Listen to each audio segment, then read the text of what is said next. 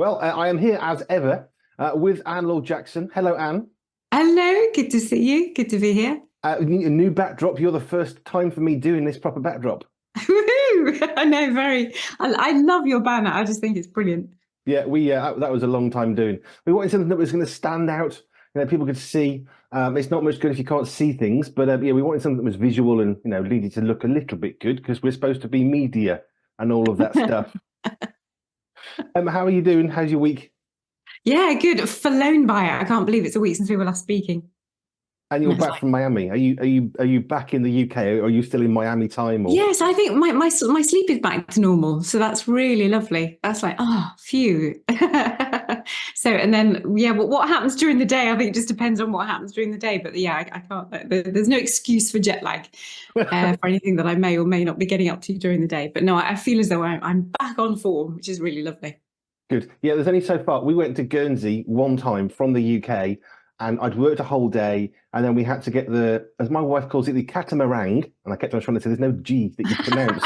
Anyway, so we sorted that, and they said, "I'm sorry, but the weather's really bad, so you need to take an earlier crossing." So we did, but I'd worked for a day, like since the early morning. Then we got to it was like 3 o'clock crossing or something.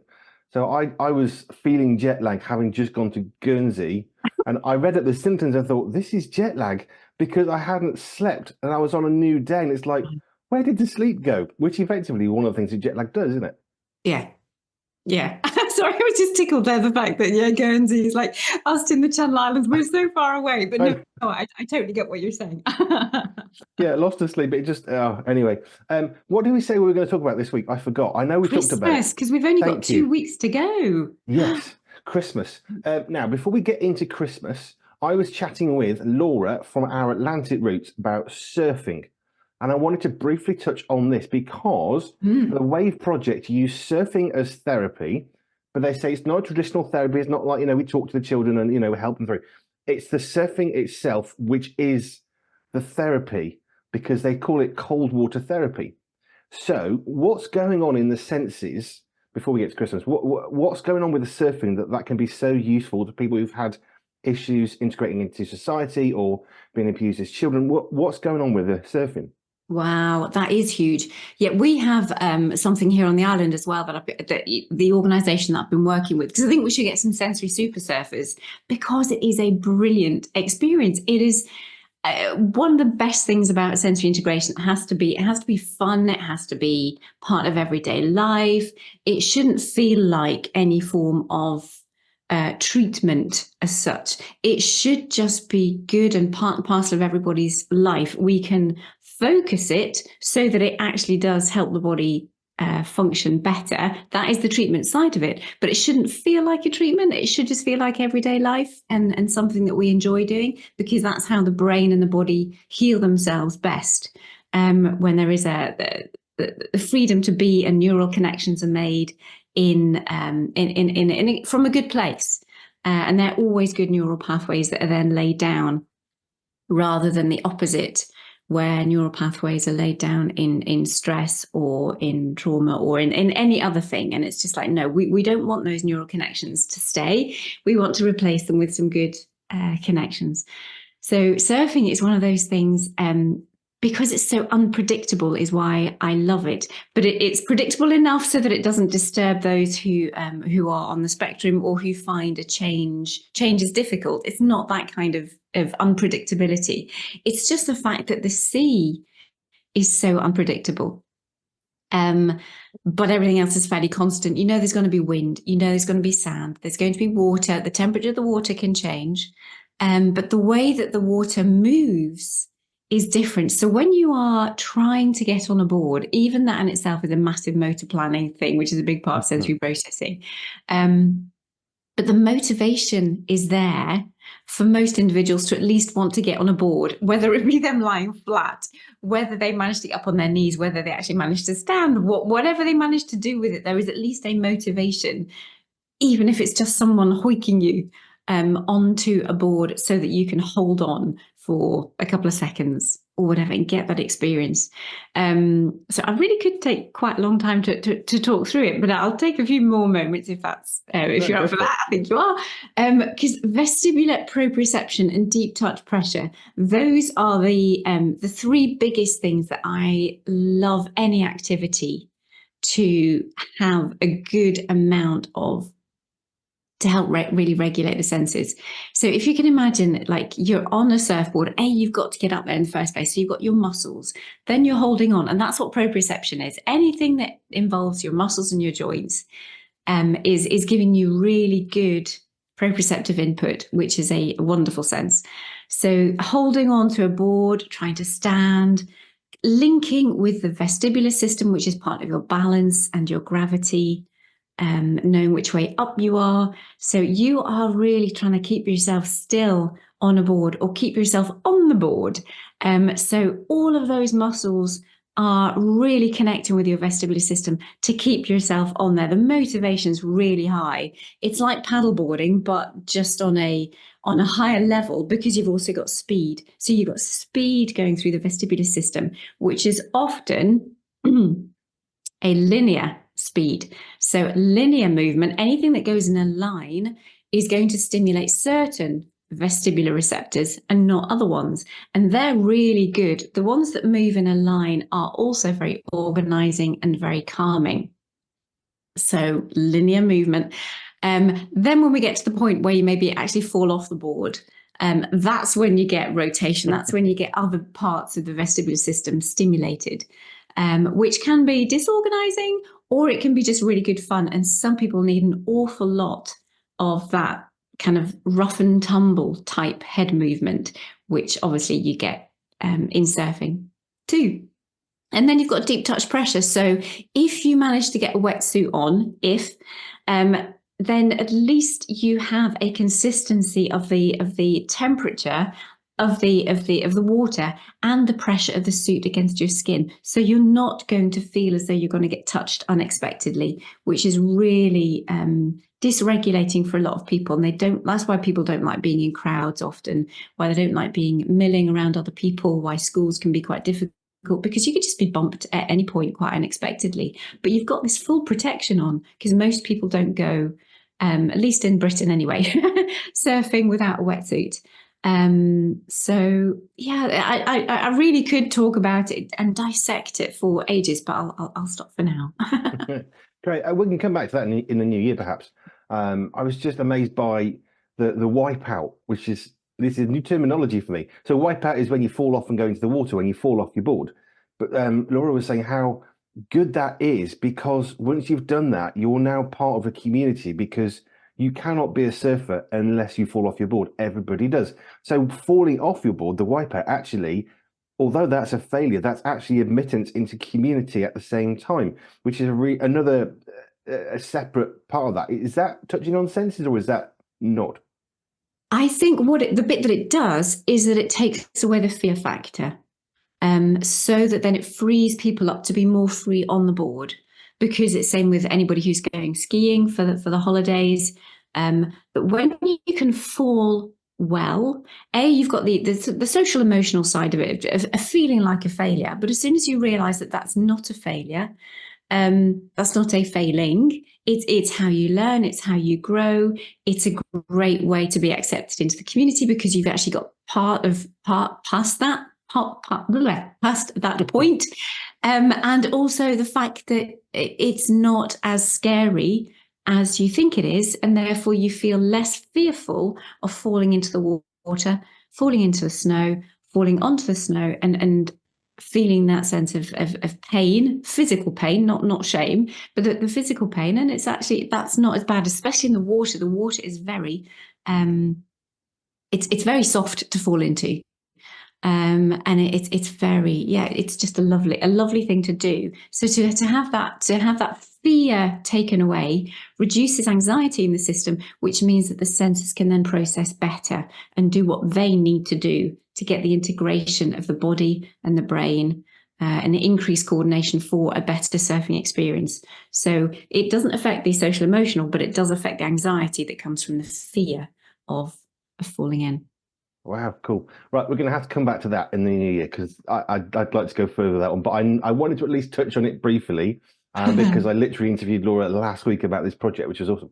Right, so Mhm. moving on to Christmas, we said we talk about Christmas. So there are a few areas we could go here. Where do you want to start? Well, it could be that, I mean, if we're happy to talk about it this week, maybe even next week, or some more questions come Yeah, in yeah. for next week, we've got decorations, we've got presents, we've got food, we've got visitations, we've got how to pace your life, we've got sitting still over the meal times, how to handle presents, and what seems like rejection. Should we pick, There's pick so one? many. Why don't you pick from the hat, pick one of those and see Right. where we start? Let's start with the stereotype. Let's start there. Generalized stereotype. It's the mum who does everything, and she's buying the presents, and she's trying to get the house sorted and look after the children and make a nice home. You got in-laws. How does that mum in that stereotyped role? How does she not get that overload, that burnout of there's so much going on, I cannot now cope? What strategies can she employ? And then we can all learn from that. Yeah. Okay. Well, if there's a sense of overload, even just for her, we kind of start back at the beginning of December normally, um, for the planning. Often, if there are more people coming around, we don't take note of how exhausting it could be. Like your Guernsey trip, there was a lot going on. There's a lot of demands on you, and we need times of rest. We need times of settle. We need times where we know we can relax. We need times of retreat. And we don't often factor enough of those in over the Christmas season. So it will be schedule out, an hour, two, a day, an afternoon where you actually say that if someone says, "Oh, I just fancy popping round," or "Do you want to come round to the family to ours?" It's like, "I'd love to, but I can't make it on that day." And the reason why you can't make it is because that's your time set aside. It's not because you're not meeting somebody else. So that there's no sense of lying. It's just, I can't make it on that day because you have scheduled out that time to make sure that you have enough time for everything that you want to do. Um, so yeah, so planning ahead and realizing that if you've got a busy Christmas Eve, you have a quiet Christmas Day. If you've got a busy Christmas Day, do you really need to see the relatives on Boxing Day? Can you move it a day or two after so that you give yourself space in between? And certainly if your children are part of that overwhelm, that they will need times to regroup. And it's okay. It's kind of give yourself permission. I give you permission, if you need someone else to say that actually I am busy and you are busy recuperating. So that would be the first one. Also, see how much you can plan the week before Christmas Day itself, so there isn't the turkey and the broccoli and everything to be done on Christmas Day itself. Yeah, you prepare it the day before if you can, or the week before if you've got the finance to buy. I think people would already be there anyway. They'll go and buy the ready-made bits and pieces. But if you can't, then preparing it a day or two in advance. And again, it's that planning, it's that organization, or get a friend who may be brilliant at organizing. If you are completely useless and that's not your gift, you do not have a gift of administration, you might have somebody who has the gift of helps and then can come in and just help you plan that time. But making sure that you can retreat and do something for you, whether that be going for a jog first thing Christmas morning, whether that be just putting your headphones on and having your own quiet time or time of peace, listening to something, putting a do not disturb sign on the door, whether that be for you or whether that's what another family member needs to do. We have to up our assertiveness, I think, over the Christmas season. We can mumble by during the year, but Christmas will increase. The pressures of Christmas can put the stress up to a point where it's much easier for everybody to lose it more or to feel the overwhelm of the experience. Yeah, I suppose it's easy to be very, very busy doing, but we need to be busy also being on occasion through that period. And I love your idea of the gift of the helps. I love that. We all need someone who's got the gift of helps, don't we? We do. It makes me think, though. I mean, you and I, we've both got a meeting after this. we schedule time in, and we would do that normally. That would be, considered quite reasonable for us to book a time and say, right, from this hour we're busy, and then this hour we're busy. And I don't know about you, but I tend to have hour slots because then I can have a bit of time. I can go and get a cup of tea, or I can go and have a bit of time to myself, or I can do a write up or whatever I've got to do. And yet it hits the season of Christmas, and we throw everything that we possibly know out the window. No, I tell you what, we won't have breaks. We'll just go flat out until we fall apart. What are we like, honestly? Yeah. Mm-hmm. Okay, so I suppose what we can do actually in these 2 weeks, we can sort of move through Christmas, because we're just at the planning stage in this conversation now, and we can move through to the Christmas day and the parents. We'll just move kind of, I suppose, chronologically through the Christmas period to deal with the senses. And one of the things that I remembered was some friends of ours, when they had children, I think by their second child, the grandparents were up in arms. What do you mean you're not going to come and see us? And they said, look, we now have 2 children. We've got a third on the way. If you want to see your grandchildren, you know our address. Come and visit us between these hours. Well, what do you mean you're not going to come and see us with the grandparents? Yeah, but we got 3 kids and you don't. And they basically said, we'll be here at Christmas. If you want to see us, you know where we live. Because they were going through the motions of going to the houses and going to these grandparents. And then it's those, if you've got a broken family, you've potentially got 4 sets of in-laws now to try and factor in, which is even more than 2. And so they said, we're not going anywhere. We're going to be at home for Christmas because we've got small children, and it's too much to load the car, get everything in, charge to see you for an hour, and charge back home. If you want to see us, come and see us. That is amazing. It takes an awful lot of strength to do that, though. And sometimes you feel as though you're being rude, but we have to do those things. And it's that gentle assertiveness. You're not being aggressive. You're not being unloving. You're not saying that you don't want to see them, because you really do. But the realities of young children is a perfect example. It's like, oh, crumbs. No. Right. So plan what you can as early as you can, and get other people involved, because that's going to reduce any load that you're going to have to. So prevention is better than a cure, right? So the more that you can do early, the more help you can bring in, the less that we're going to end up having to get to dealing with and sorting. So we've talked about how the stereotypical mum, and she's flat out. And I like the fact you said, have your permission. And Lord Jackson says it's okay to have time out. I think that's important though, isn't it? Because there's pressure on what we are expected to do. And like we were joking, but we kind of ignore our sensory needs, don't we? We do. And just as a slight, only with that sense of permission, because the biggest thing when sometimes I do feel as though I need to give permission because people don't know where they get it from. And it's just like, well, if no one else is giving you permission and you won't give yourself permission, well, take it from me. But it's also the whole Father Christmas Santa thing that freaks children out, some children. And it's like, you don't have to do it. You really don't. And if you're a Christian, it's like, some people say it's lying to your children. It's just like, well, why would you choose to do that? Some people say it's a game, and that's fine. I don't want to cause anybody's hackles to get up as to what they feel or what they don't feel about Christmas, Father Christmas, Santa, and that side of things. But it's also permission that you don't have to do those things if that, again, doesn't align with who you are as a family, or the fact that it is freaking your child out. Because the idea of having someone, come into your house, and the whole thing is just quite freaky. So, but I'll leave that bit, because we'll go on to other things, because I think if we're planning ahead and presents, actually, this is often, I'd love to go that one, because this is often one that people don't think, and they think that they need to save the presents for Christmas Day. If they do presents at all, and not everybody again has to do presents, but if you'd like to do presents, sometimes the expectation and the countdown to Christmas raises anxiety so much that if you could choose once a week, maybe you start at the beginning of December, and if there's so you give from one grandparent on this week, give from the next grandparent on the next week, or the next day, or something like this, so that it's not this massive build up to Christmas Day itself. You actually kind of drip feed, and you enjoy this season of Advent. The other thing about presents is about wrapping, and the fact that some children you can't see. I mean, most of us, we wrap presents because we think it's a lovely thing to have a surprise. That really stresses out some individuals too.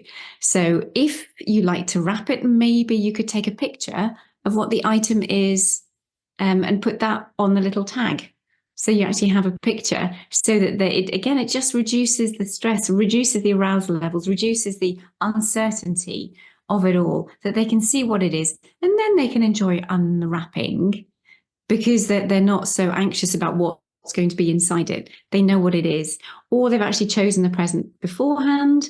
And then they're just provided with what it is that they've chosen, and they know what it is that they've chosen.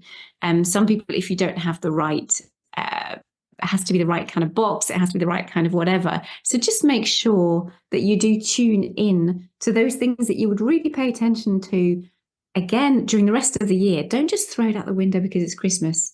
If you know they need certain things in a certain way, honor that right the way through the whole Christmas experience, whether it comes to presents or decorations or any other things. So I think the drip feed of the presents is a really nice one. And also that they know what's actually inside the present, whether it be that you don't wrap it in the first place, or that you put a little picture on the outside, or that they've chosen it with you. I think we've all seen that. I know I have in certain family gatherings where the children have so many presents. They have the gift. You can see the grandparents more. They've got my gift now, and they open the present, throw it to the one side, and go on to the next one. And it's almost as though opening the presents is the only thing that matters. And the other advantage of drip feeding gifts to children is they actually get to enjoy the thing in front of them, which means if the person's sitting there watching who's purchased that, all of a sudden they can be part of that. But if it's just this massive present, and I've seen it only rarely, the children then are just throwing it. And I remember seeing on eBay one time a whole bunch of presents from a grandparent who said, I gave this to my grandchild. They didn't care, didn't want it, so I'm sticking it all on eBay. And it was really tragic reading the description of clearly not a dysfunctional family, but a very dysfunctional Christmas because there was too many gifts, too much, I suppose, in a sense, sensory-wise. There was too much for the child to try and possibly absorb. It's not about a selfish child so much as they've only got two hands and two eyes, and there's only so much they can do. Yeah, absolutely.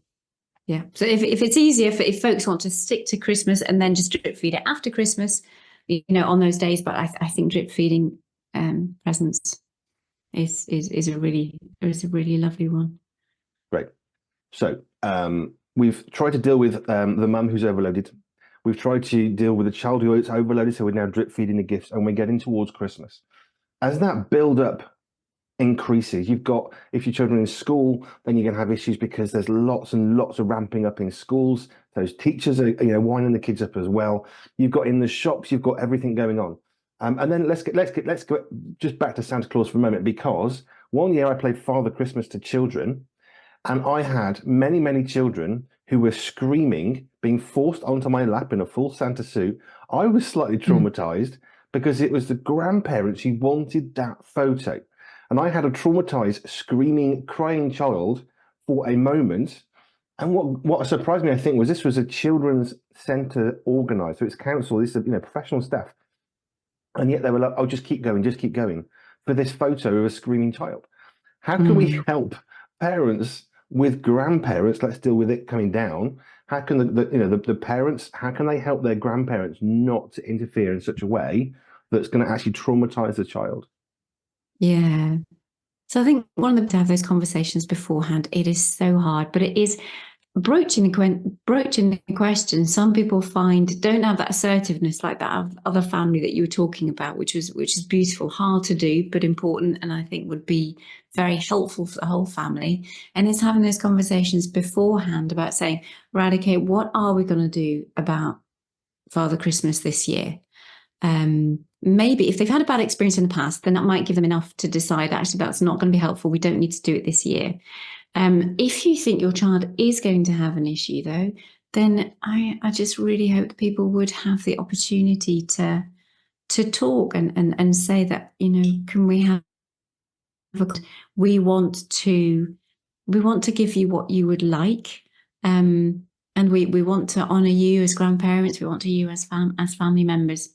We want to understand why it's important to you. So if you give them the opportunity to let you know why it's important to them, or ask them, what is it that's important about Christmas? What are the things that you have to hold on to in order for you to have a good Christmas? What does that look like to you?